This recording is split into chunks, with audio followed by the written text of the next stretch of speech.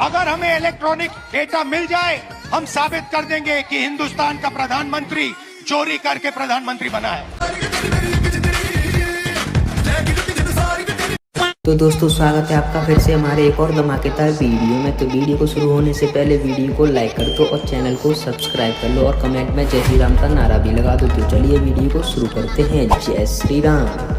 बंगाल में आग लगने से 4000 ईवीएम जलकर राख हो गई। कोलकाता के अलीपुर में एक सरकारी बिल्डिंग में आग लगती है, जिसके 7th फ्लोर पर ईवीएम मशीन रखी थी। वही ईवीएम मशीन जिनका बंगाल इलेक्शन में इस्तेमाल किया गया था। और मीडिया को फुर्सत ही नहीं है इस खबर के बारे में बात करने की। देखो, आग लगने के हादसे अक्सर होते रहते हैं, बट यहाँ ट्विस्ट ये है कि आग लगती है 2nd फ्लोर पर और 2nd फ्लोर से आग सीधी 7th 8th फ्लोर पर पहुंच जाती है। बीच के वालों को आग सेफ छोड़ देती है। आपको क्या लगता है कि 2nd फ्लोर से 8th फ्लोर पर आग पहुंच जाना, ये ईवीएम जलकर राख हो जानी सिर्फ एक इत्तेफाक है, या फिर जो है आप मुझे कॉमेंट्स में बता सकते हैं। जी सर, आज big loss to the industry.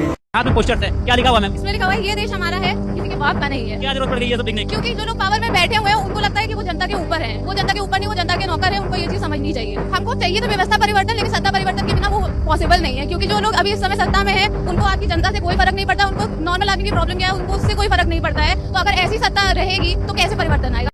बाजार की दीवार पर लिखा था कि यहाँ शेर भी अपनी पूंछ से झाड़ू लगाता है, लेकिन गुरुवार की सुबह जैसे ही सूरज की पहली किरण पड़ी, ये मजार वहाँ से गायब, गुम्बद गायब, चबूतरा गायब और तो और वहाँ का सारा मलबा भी गायब। मैं केवल बंगाल के चुनाव के बाद ये कहना चाहता हूँ, यूपी का चुनाव आखिरी चुनाव होगा जो देश का चुनाव होगा अगर बीजेपी जीत गई।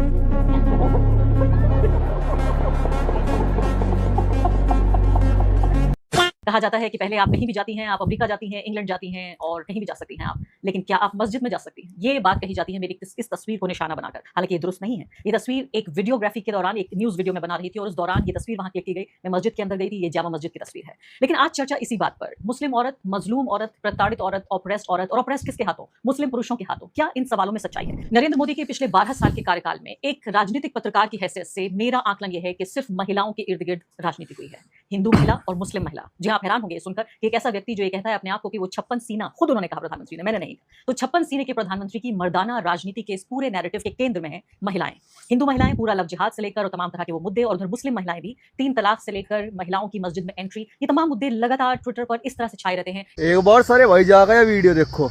टेस्ट कोई भी हो, मुद्दा कोई सा भी हो, पर अपना काम करने जरूर पहुंच ही जाते हैं। इसको पता नहीं बीजेपी से आरएसएस से कितना पैसा आता है, ये हर प्रोटेस्ट खराब करने पहुंच जाता है। चाहे हिंदू प्रोटेस्ट कर रहे हो, चाहे मुसलमान प्रोटेस्ट कर रहे हो, चाहे कोई भी। और अब इस वीडियो को देखो। इतनी सी छोटी बात पर जिंदगी खराब ना की जाए। मैं आगे उत्तर प्रदेश ही नहीं आऊंगा सर कभी भी। मेरी गलती हो, ग्रेजुएशन की है, मैं जर्नलिस्ट बनना चाहता था, मेरी गलती। तो वॉइस का तो पत्रकार बनने का सपना शुरू होने तो पहले ही खत्म कर दिया।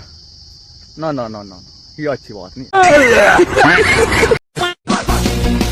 आज ये मीम परफेक्टली सूट कर रहा है सीजेपी लीडर अभिजीत दिपके पर, क्योंकि लखनऊ में इनका रिवॉल्यूशनरी मिशन शुरू होने से पहले ही खत्म हो गया। इस वीडियो को ध्यान से देखिए। भाई साहब लोगों के बीच जाते हैं और बोलते हैं कोई भी पीछे नहीं हटेगा, and in the next moment खुद कार में बैठकर निकल जाते हैं। 1 घंटे के अंदर ही इनकी इनकलाब एक्सप्रेस लखनऊ से दिल्ली के लिए रवाना हो गई। अब हुआ कुछ यूं कि लखनऊ में 31 मई को टीचर्स और स्टूडेंट्स ने अनाउंस किया था कि 12 जून को इको गार्डन लखनऊ में एग्जाम रिलेटेड इशू पर प्रोटेस्ट होगा। अब दिल्ली और पुणे के फील्ड प्रोटेस्ट के बाद जैसे ही कॉकरोच अभिजीत दिपके को पता चला कि भाई यहाँ पर भीड़ जमा होने वाली है, तो उन्होंने भी सेम डेट और सेम जगह पे अपना प्रोग्राम अनाउंस कर दिया।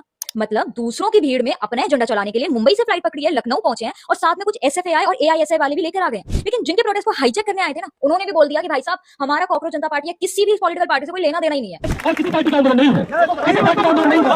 हम यहाँ नीति का विरोध करने आए हैं, नेता का विरोध करने नहीं आए। इस बात को ध्यान दीजिए। अब दिपके जी को लगा कि चलो कोई बात नहीं, कम से कम स्टेज और माइक तो दे ही देंगे, लेकिन ऑर्गेनाइजर ने तो वहां भी फुल सर्विस मोड ऑन कर दिया और किसी चीज की परमिशन दी ही नहीं। No speech, no stage, no microphone, nothing. और फिर शुरू हुआ दुनिया का सबसे छोटा रिवॉल्यूशन। धूप में 1 घंटा भी नहीं टिक पाई है कॉकरोचेस, और फिर मुंबई से लखनऊ और लखनऊ से सीधा दिल्ली। 2 बजे इनका अराइवल हुआ और 3 बजे डिपार्चर हो गया, और कॉकरोच अभिजीत दिपके का ऑपरेशन भीड़ चोरी सक्सेसफुली फेल हो गया। And Bengal political history has always been a violent history. The nature of Bengal's politics for the last 30 years has always been a bit of a violent political history. যে আপনারা যে আমার জন্য অপেক্ষা করছেন হাতে দিন নিয়ে, প্রত্যেকটার মুখ দেখা যাচ্ছে। You can be recognized, you can be identified. এখন আমি কি করব? আমি তো এফআইআর করব। ম্যাজিস্ট্রেট যদি না শুনে সেটা আমি হাইকোর্ট করব। হাইকোর্ট যদি না করে আমি সুপ্রিম কোর্ট করব। दोस्तों सब खत्म हो गया। जो खेल रचा गया था वो आज पूरा हो गया। हमारा बोलना, आपका चिल्लाना और वोट डालना सब बेकार गया। लोकतंत्र का जनाजा उठ चुका है और हम सब तमाशा देख रहे हैं। यही सोच रहे हैं ना आप कि बोल रही है क्या सब कुछ खत्म हो गया? जी नहीं, हम सब कुछ खत्म नहीं होने देंगे। लेकिन कोलकाता में जो हुआ उसने पूरे देश की जनता को हिला के रख दिया है। कोलकाता के अलीपुर में एक सरकारी इमारत में आग लगती है, तीसरी चौथी मंजिल पे धुआं उठता है और वो आग जादू की तरह बीच की मंजिलों को छोड़कर 9वीं मंजिल पे पहुंच जाती है। वहां कोई आम सामान नहीं रखा था, वहां रखी थी 4000 ईवीएम मशीनें। हाँ, वही मशीनें जहां अभी बंगाल की जनता ने अपनी किस्मत, अपनी उम्मीदें और अपना वोट बंद किया था, वो 4000 मशीनें जल के अब कोयला बन चुकी हैं, राख हो चुकी हैं। अब आम जनता क्या सोच रही है जानते हैं? हर कोई पूछ रहा है कि आग लगी है या लगाई गई है। अरे जब मंत्री खुद कह रहे हैं कि ये साजिश हो सकती है तो देश की जनता पागल थोड़ी है कि चुप बैठेगी? आम जनता सड़कों पे बात कर रही है कि साहब हमारे घर में छोटा सा शॉर्ट सर्किट भी हो जाए ना तो हमें पता लग जाता है। यहाँ पूरी 9 मंजिल की सरकारी इमारत जल गई, वो भी ऐसा कमरा जहाँ परिंदा भी पर नहीं मार सकता। आखिर वो आग कैसे लगी? किसी ने मशीन ही सुहा हो गई। ये सिर्फ प्लास्टिक और लोहे की मशीन नहीं जली है, ये आम आदमी का भरोसा जला है। मोदी जी आप भी कम नहीं हो, कतई निर्दयी हो।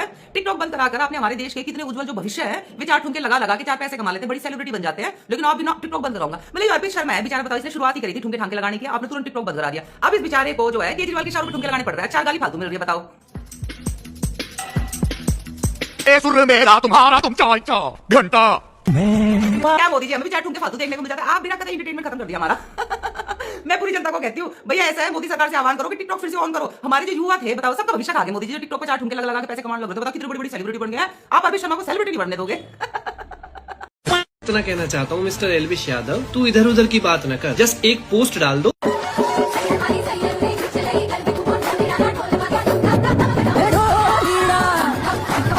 जरा सबर करो।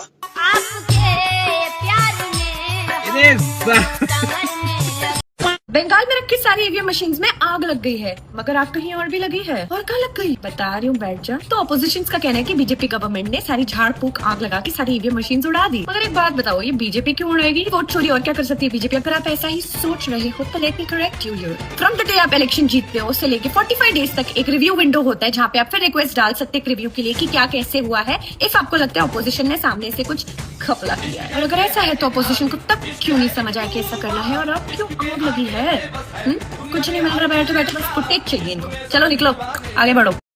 मैं 12 तारीख को उत्तर प्रदेश आ रहा हूँ। लखनऊ में इको गार्डन में जो प्रोटेस्ट होने जा रहा है,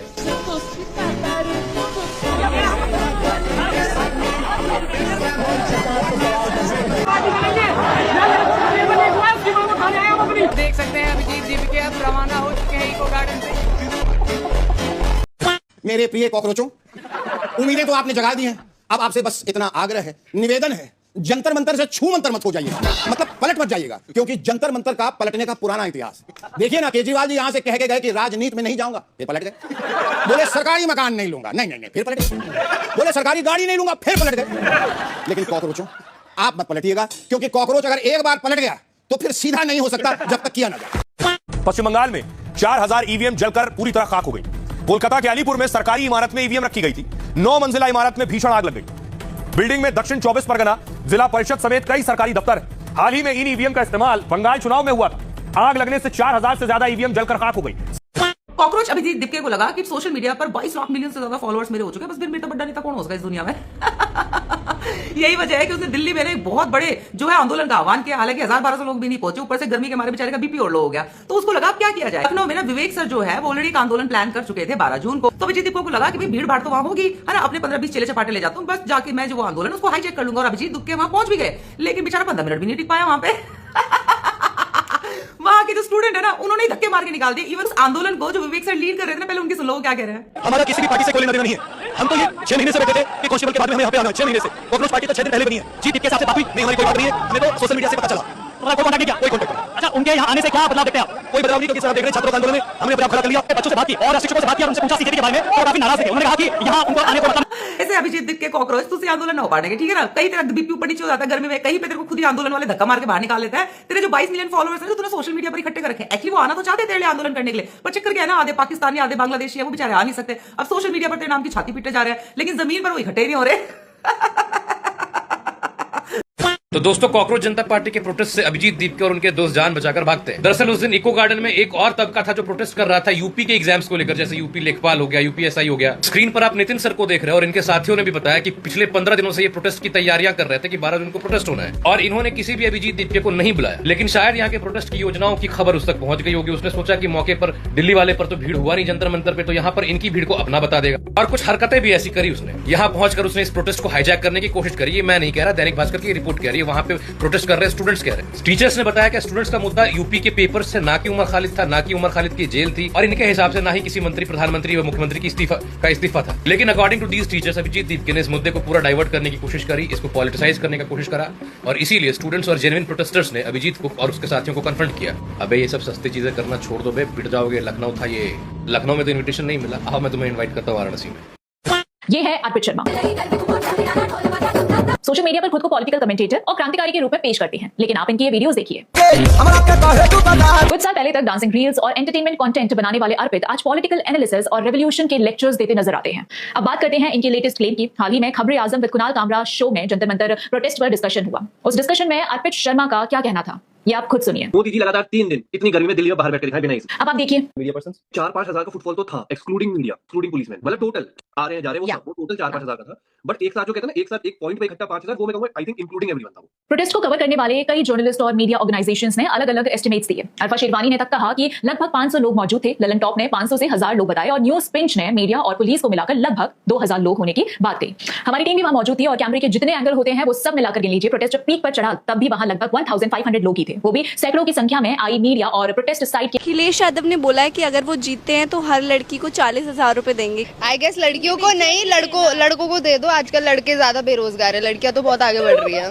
लड़कियों के पास रोजगार है। हाँ, बिल्कुल है। वो कुछ भी करके उनके पास होता है कुछ ना कुछ सेटअप, बट लड़कों को जरूरत है। बिल्कुल, अक्ल की थोड़ी जरूरत है, थोड़ा रोजगार की जरूरत है, थोड़ा एजुकेशन की जरूरत है। तुम लोगों को एक वीडियो दिखा रहा हूं, इसे ध्यान से देखना। जय भीम की बात तो देखो, बात की है, इस बंदे की शक्ल याद कर लो। ये जो वीडियो है ये दिल्ली में जो सीजेपी का प्रोटेस्ट हुआ था 6 जून को, ये वहां का वीडियो है और किसी ने उसी दिन ट्विटर के ऊपर इसको पोस्ट कर रखा है। अब चलते हैं सीजेपी के पुणे प्रोटेस्ट में, और मैं तुम लोगों को ऑफिशियल हिंदुस्तान टाइम्स के इंस्टाग्राम पेज से दिखा रहा हूं। ध्यान से देखो,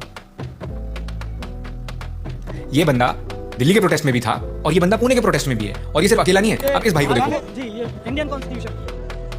दिल्ली में जब 6 जून को सीजेपी का प्रोटेस्ट हुआ तो ये भाई अपनी इस लाल नोटबुक को कॉन्स्टिट्यूशन बता रहा था। अब ये भाई दिल्ली के बाद लखनऊ भी पहुंचा है वापस से एक लाल किताब लेकर। सीजेपी के इतने बुरे हाल हो चुके हैं कि इन्हें भीड़ जुटाने के लिए भी लोगों को एक शहर से दूसरे शहर ले जाना पड़ रहा है। आगे आगे दीप्के साहब हैं प्लेन में और पीछे पीछे बसों और गाड़ियों से इनके फेक आंदोलनजीवी भी उन्हीं शहरों में पहुंच रहे हैं। अब तुम लोग बोलोगे 2 लोग तो थे, कौन सा बहुत बड़ी बात हो गई? हो सकता है बहुत बड़े समर्थक हो दीप्के साहब के। बात 2 लोगों की नहीं है, न जाने ऐसे कितने लोग प्रोटेस्ट को बड़ा दिखाने के लिए पूरे देश में घूम रहे हैं। अब इसके आगे जो तुम्हारा सोचना है ना, कमेंट्स में मुझे जरूर बताना। मैं पिछले दिनों देख रहा था समाजवादी पार्टी के अध्यक्ष अखिलेश यादव की पुत्री के खिलाफ कुछ लोगों ने गलत टिप्पणियां की थी। जैसे मेरे संज्ञान में आया, मैंने तत्काल पुलिस से कहा, मैंने कहा इसमें FIR दर्ज कराओ। बेटी के खिलाफ कोई भी अपमानजनक टिप्पणी स्वीकार्य नहीं होनी चाहिए। बेटी बेटी होती है, और हम तो संस्कार में पले बसे हैं जहां कहा जाता है कि गांव की बेटी सबकी बेटी, गांव की बहन सबकी बहन। तो दोस्तों, अगर आप एक सच्चे सनातनी हो तो वीडियो को लाइक जरूर करना, और ऐसे ही धर्म से जुड़ी सच्ची बातें सुनने के लिए चैनल को सब्सक्राइब जरूर करना। मिलते हैं अगली वीडियो में, तब तक के लिए जय श्री राम। भारत ने अपना पहला एयरबस C295 बनाया और चमचों के प्रधानमंत्री का कहना था कि मेड इन इंडिया हो ही नहीं सकता आज। भारत को उसका पहला परीक्षण भारत के युवा प्रधानमंत्री और उसके कुछ चमचों को उस प्लेन पर चढ़ाकर करना चाहिए था। अगर परीक्षण असफल होता तो देश उनकी कुर्बानी हमेशा याद रखता, खासकर मैं। चमचों, अपने हाथों में सरसों का तेल लगाकर रेडी रहो, अभी बहुत छाती पीटनी बाकी है।